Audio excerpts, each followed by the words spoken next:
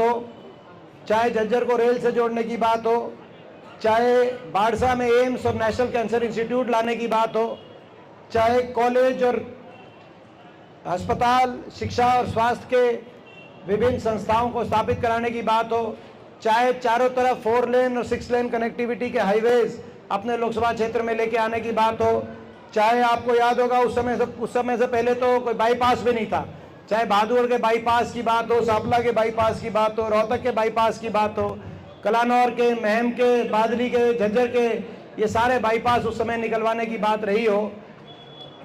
अपने क्षेत्र को आगे लेके जाने के जो कर सकते थे उस समय किया था, आपको सारे काम याद होंगे।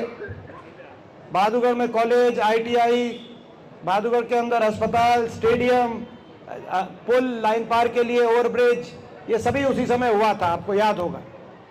और बचपन से लेकर आज तक मेरा आचरण भी आपके बीच में है, कोई छुपी हुई बात नहीं है। मैं आप सबसे बस आज यही निवेदन करना चाहता हूं कि अगर काम और आचरण की कसौटी पे आप तोलो और आपकी आत्मा ये गवाही दे कि आपका ये बेटा खरा उतरा है, तो आप मुझे अपना आशीर्वाद देना, मैं ये आपसे आग्रह करना चाहता हूं। और मैं ये विश्वास दिलाता हूं कि आपका आशीर्वाद मैं खाली नहीं जाने दूंगा।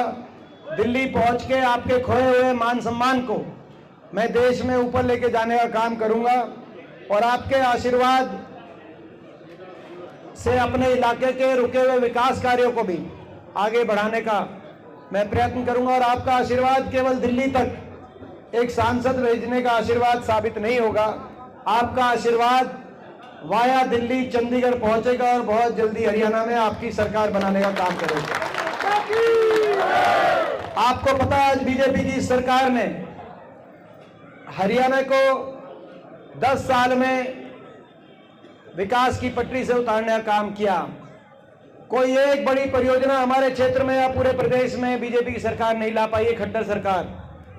आज देश में जो प्रदेश 2014 से पहले विकास में नंबर 1 होता था, आज वो हरियाणा प्रदेश देश में नंबर 1 बन गया। तो बेरोजगारी में, पढ़े लिखे बच्चों को रोजगार नहीं, बेरोजगारी में देश में नंबर 1 हरियाणा।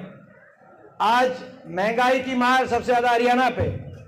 आज नशे में बढ़ोतरी में नंबर 1 हरियाणा। दूध दही का खाना था ऐसा मेरा हरियाणा था, अब नशे में नंबर 1 हरियाणा हो गया।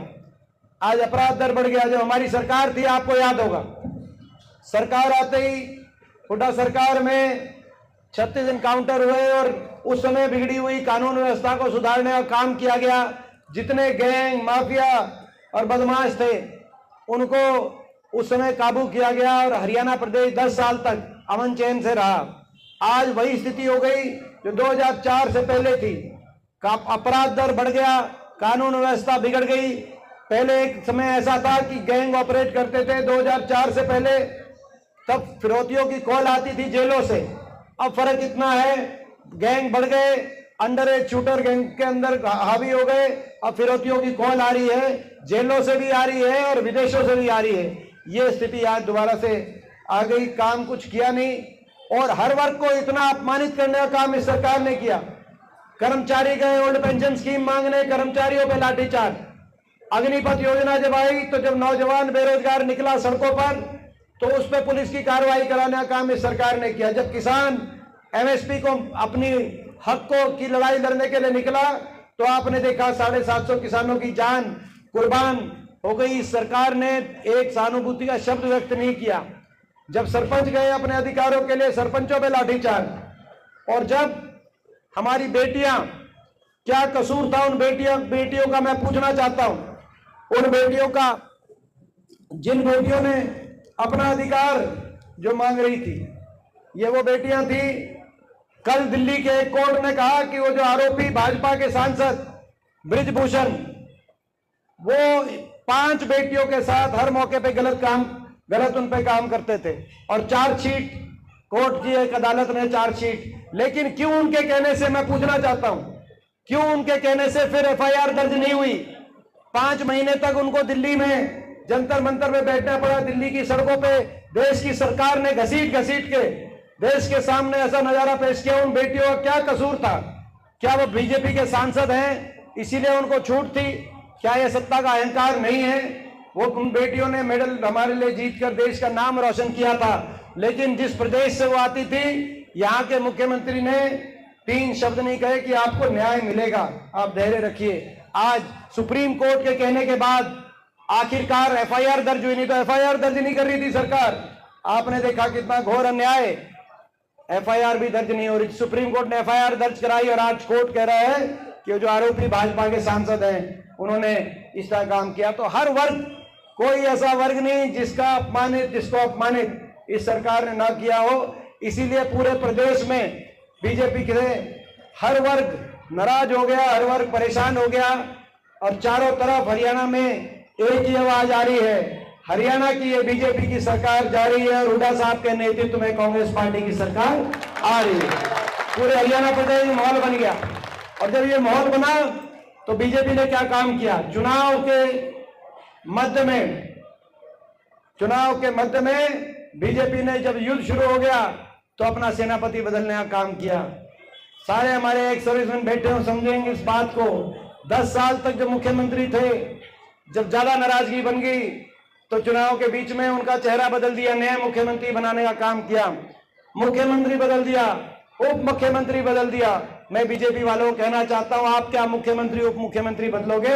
अब तो ये जनता है, जनता सरकार ही बदलने का काम करेगी। अब आप क्या बदलोगे? अब तो इलेक्शन शुरू हो गया, अब आप क्या बदलोगे? और ये अल्पमत में सरकार आ चुकी है।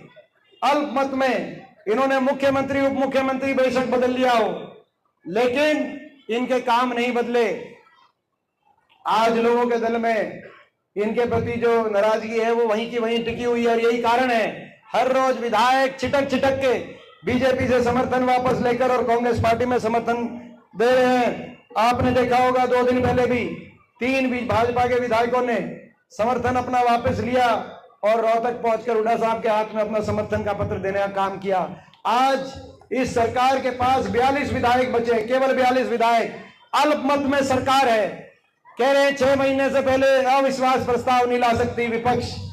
42 विधायकों की सरकार आज ये चला रहे हैं। चलो चुनाव है, 1 हफ्ते 10 दिन में वोटिंग पड़ जाएगी, मगर जिस दिन गिनती आएगी, जिस दिन नतीजा आएगा, उस दिन के अगले दिन कितने विधायक किस पाले में खड़े हैं, फिर कैसे सरकार चलाएंगे, मैं आपसे सवाल पूछना चाहता हूं। तो आज बदलाव तय, कांग्रेस पार्टी की सरकार आएगी हरियाणा के अंदर, आने वाले समय में बदलाव तय है और आते ही हम प्रयास करेंगे हरियाणा दोबारा खुशहाली की तरफ लौटे। सबसे पहला काम कांग्रेस पार्टी की सरकार बनते ही बड़े बुजुर्गों की देश में सर्वाधिक 6000 बुढ़ापा पेंशन करने का हम काम करेंगे।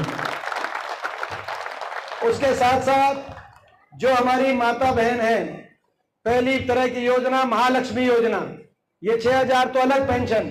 इसके अलावा जो हमारी घर की जो महिला, घर की जो माता बहन जो घर का काम काज संभालती है, पहली बार उनकी अलग से उसकी उम्र में कोई दिक्कत नहीं, कितनी भी उम्र हो, कम हो ज्यादा हो, 8500 की उनकी पेंशन अलग से बनवाने का हम काम करेंगे ताकि महंगाई से बचत मिले।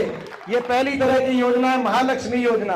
भाई मैं पूछना चाहता हूं अपनी माता और बहनों से, ये महालक्ष्मी योजना अगर ये आपको ठीक लगती है तो एक बार हाथ खड़ा करके बताओ ये योजना ठीक लगती। देखो ये माता बहनों ने प्रस्ताव पारित कर दिया, जल्दी 1-2 महीने की बात है, आपकी महालक्ष्मी योजना लागू हो जाएगी। इसके साथ साथ दिल्ली के तर्ज पर और हिमाचल प्रदेश की कांग्रेस पार्टी की सरकार के तर्ज पर 300 यूनिट बिजली में राहत देने का हम काम करेंगे। ये भी हमारा एक संकल्प, ताकि महंगाई से राहत मिले, किसान को एमएसपी गारंटी, कर्मचारियों को ओल्ड पेंशन स्कीम और नौजवानों के लिए जो 2 लाख सरकारी पद बीजेपी ने समाप्त कर दिए, उन 2 लाख सरकारी पदों की पक्की भर्ती, जिसमें समयबद्ध और पारदर्शी रूप से नौजवानों को सरकारी नौकरी देते हुए रोजगार दिलवाने का हम काम करेंगे।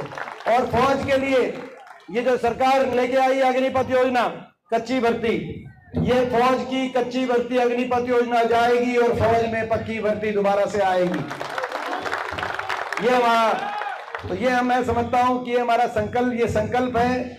इन संकल्पों को लेकर आगे बढ़ेंगे। हरियाणा देश में दोबारा से खुशहाली, अमन चैन, शांति, खुशहाली, विकास का प्रतीक हरियाणा बने।